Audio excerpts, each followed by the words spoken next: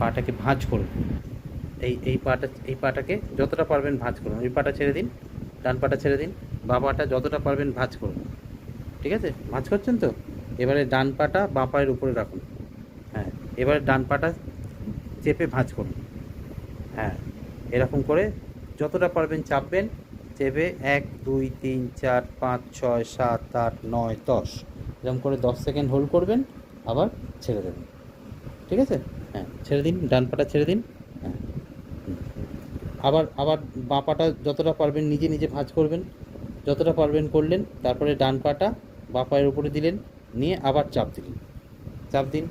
হ্যাঁ, 1 2 3 4 5 6 7 8 9 10 এরকম করে 10 সেকেন্ড হোল্ড করলেন, নিয়ে ছেড়ে দেবেন। ঠিক আছে, আরেকবার করুন। যতটা না, আগে তুলে দেবেন না, আগে নিজে নিজে ভাঁজ করবেন। নিজে নিজে যতটা পারবেন ভাঁজ করলেন। তারপরে ডান পাটা বাঁ পায়ের উপর দিয়ে চেপে 1 2 3 4 5 6 7 8 9 10।